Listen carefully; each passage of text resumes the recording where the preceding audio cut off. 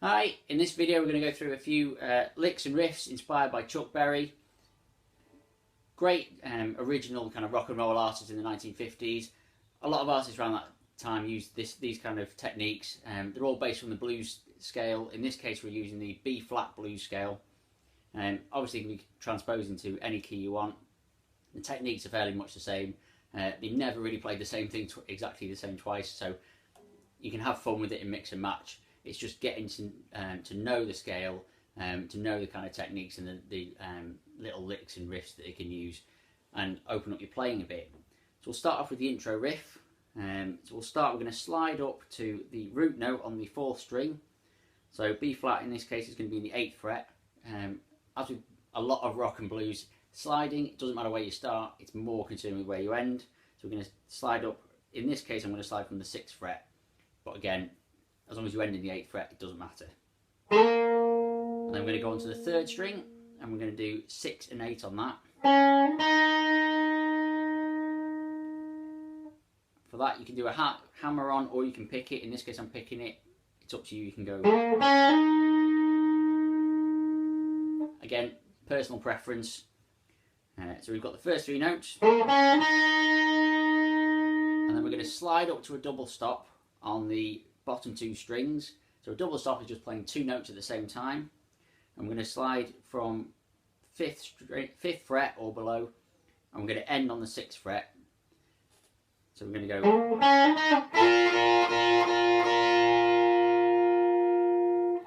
4, 5, and I'm going to come down the scale by repeating the notes we've already done in the reverse order. So 3rd fret, we're going to go 8, 6, and then back to the 8th fret on the 4th string. Then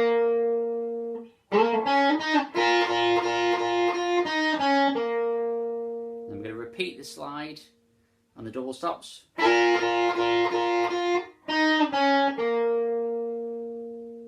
And then from there on, you're not repeating the double stops, you're just doing the double stop and down 4 times.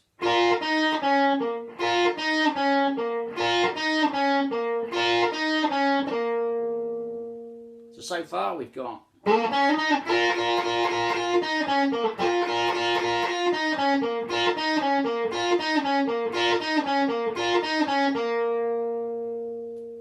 from there we're going to go into the bends.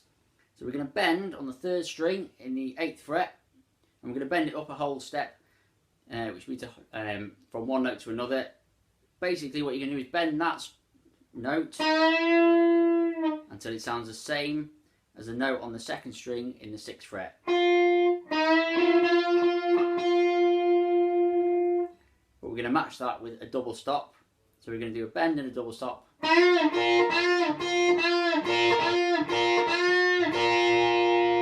you do it 5 times. First 4 are fairly even. The 5th one, slightly longer bend, slightly longer hold on the double stop. So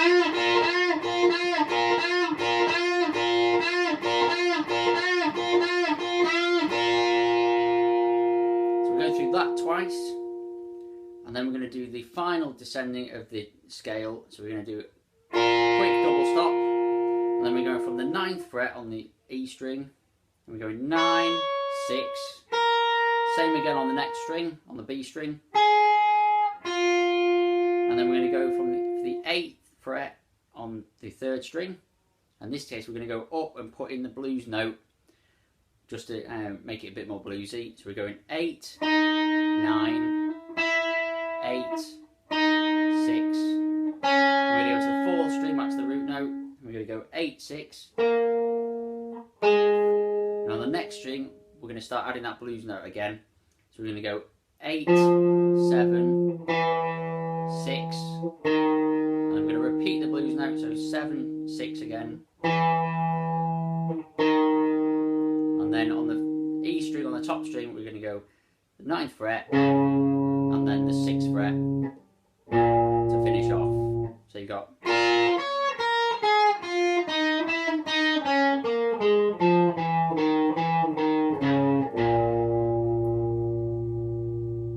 So the whole thing for that.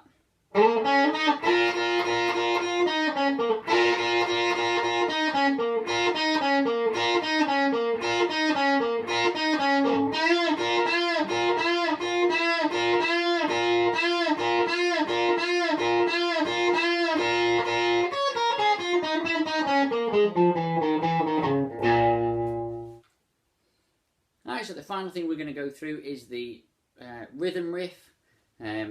This is basically more or less the same for the verse and the chorus. It's based around the 1-4-5 pattern that most classic rock and roll and blues is, using the 1st, the 4th and the 5th chords and notes from the scale. We're going to start off doing a power chord. So we're going to use your first finger on the 6th string, 6th fret, which is the B flat, so that's our root note. And then you can either use your middle or your 3rd finger to hold down the 5th string, 8th fret, and that's your B flat power chord. I'm using fleshy part of your palm, just rest it on the strings next to the bridge and do 2 strums of that. And then you're going to use your little finger on the 5th string, just on the 10th fret, and do 2 of those. And then you alternate through those, and you're going to do that 8 times. So you go.